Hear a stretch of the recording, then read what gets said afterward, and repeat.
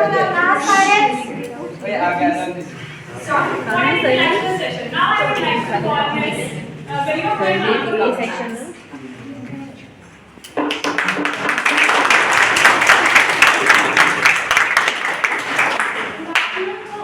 On the behalf of IIMT College, I would like to thank Dr. Karanjit Kaur for a great session on government funding scheme.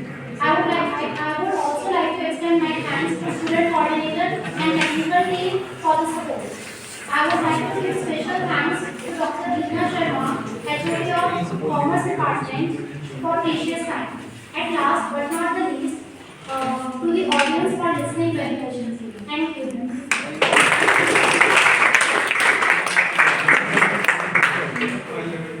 These sources of finance, right? There are long-term sources of finance, there are short-term sources of finance.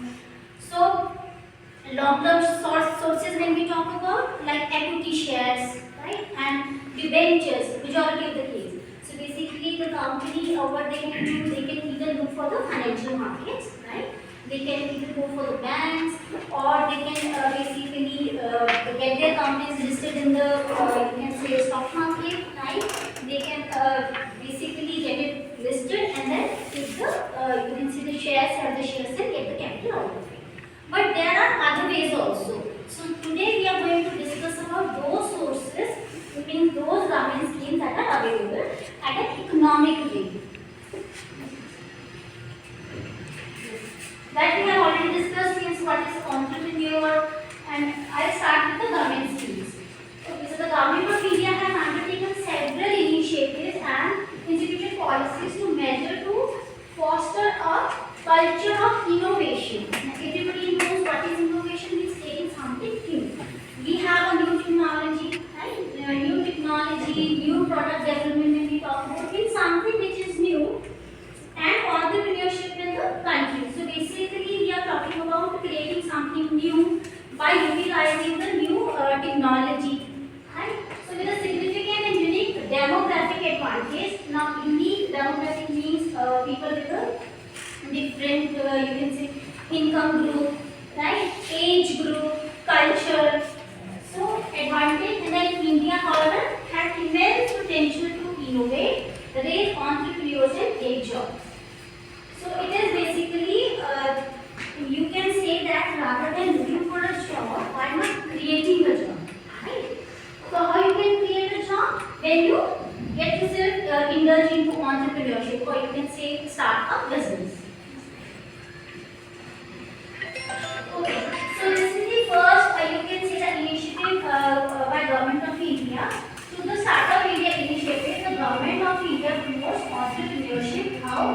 By mentoring, right? By nurturing and facilitating startups throughout their life cycle. Throughout their life cycle means what is the minimum entry. Now, if I say that okay, you have to start a business, the first thing or first idea comes into your mind is that okay, I have to look for a particular opportunity, which business I need to start, right?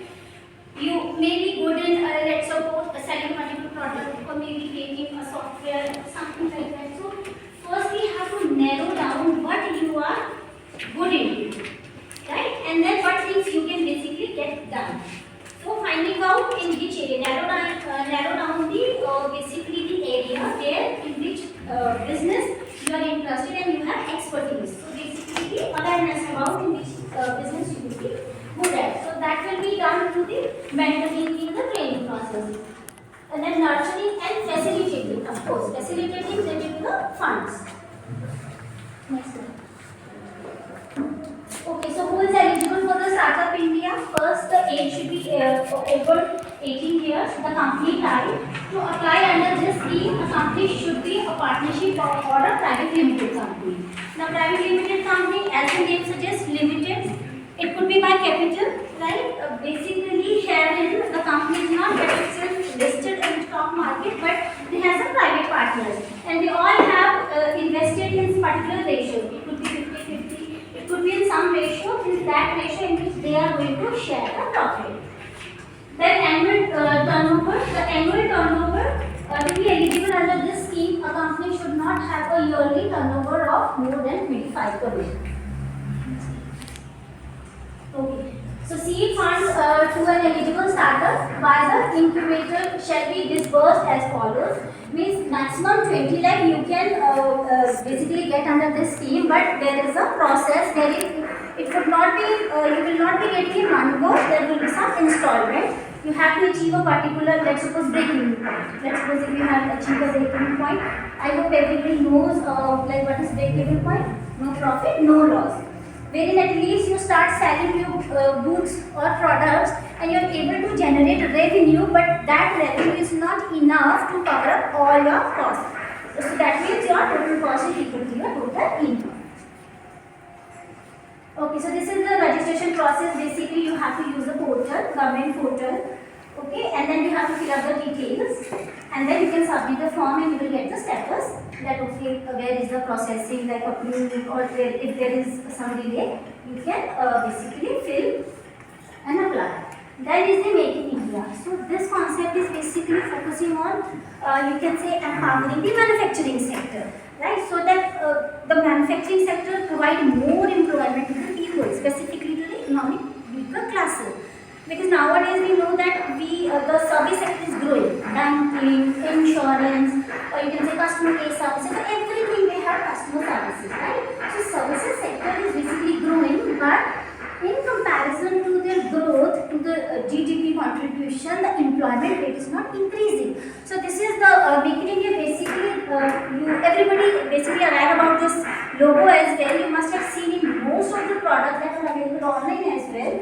So this is the one initiative of Government of India to encourage more and more manufacturing sector, so that the manufacturing sector should grow. Okay, these are the 4 pillars. First is new processes. So new processes is basically making you can say the companies who are involving or indulging into manufacturing, making their processes simple. Like de-licensing, deregulating means removing the hurdles, these hurdles, so that more companies can indulge. Next slide, please. So then new infrastructure, upgrading the infrastructure, providing new technology.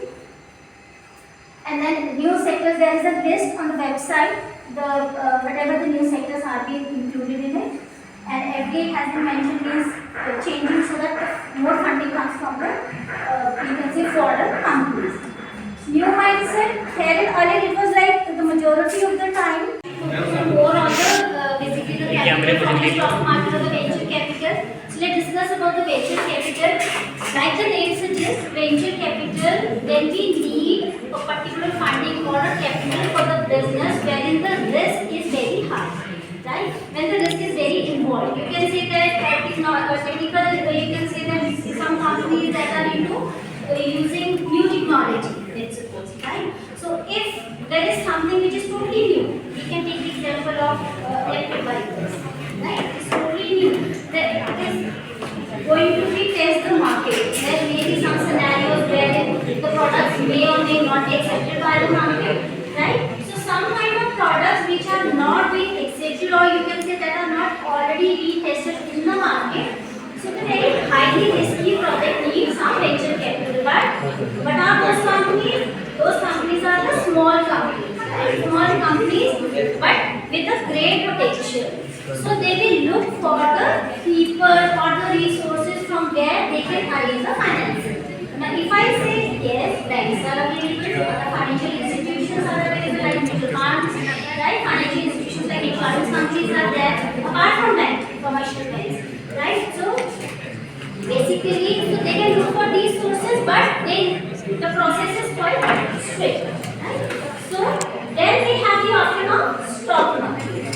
For the stock market, they can basically first they need to list their company. They can list any of the exchanges.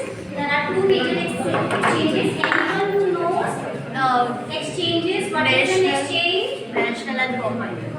National and Bombay. So that is the name? Stock exchange. Anybody knows their indexes? Sensex and? So Sensex is for which exchange? Bombay Stock Exchange, and NSE ka Nifty, right? And why Sensex? Given any expansion of Sensex as well? Anybody know Sensex stands for ma'am top 50 company वगैरह होती है sensitivity index, right? So sensitivity index is for on the stock exchange, and Nifty is Nifty 50, basically 50 companies for National Stock Exchange. Now what are those companies? What is that? How it basically made? So in BSE basically there are 30 companies. There are n number of companies, but how this basically index work? They take a sample of 30. Like if I have to check that okay, how many students or you can say what is their understanding level, right? So I will not ask everyone. Yes, there is always the option of asking everyone, but it is a time consuming process. So what we can do, what I can do, I can select okay, you tell me, I can randomly select some, right? And then based on their responses, I can make my judgment. Right? So this basically applied in the you can say in the Sensex as well as in Nifty. Now in Nifty there are 50 companies. So 50 that represent the whole whatever the companies are listed under NSE, and 30 represent the sample size of BSE. All the companies that are listed under BSE, the sample size 30 they take. Now what are those 30 companies? What should be the criteria? What would be the criteria? What would be the criteria? How would those companies will be get selected? तो 30 का जो sample है BSE जैसे तो Sensex में 30 का sample है, Nifty में बेसिकली 50 का सैंपल है. How those companies get selected? What would be the criteria? Total capital Exactly. The capital जितना हाई रहेगा, because जितना हाई कंपनी का कैपिटल रहेगा, the chances of getting selected in that sample. So that sample size basically will remain same, but the companies that represent that index will keep on changing. It can change after 6 months depending on the time period, right? Now why I am explaining this because that is another option that the companies can go and get themselves listed further in the stock market. Another is that is flourishing nowadays for the projects that have potential. Like nowadays is the culture of startups, right? So in that case, there are people of the you can say high net worth institutions. You can say or high net worth. You can say individuals. Group of people, high net worth individuals. If I say Reliance Industry, it's a company. But if I only talk about his net worth will be separate from the business of the industry. So that person will be considered as high net worth individual. So there will be a group of people. They may run a company or may make a stock. Right?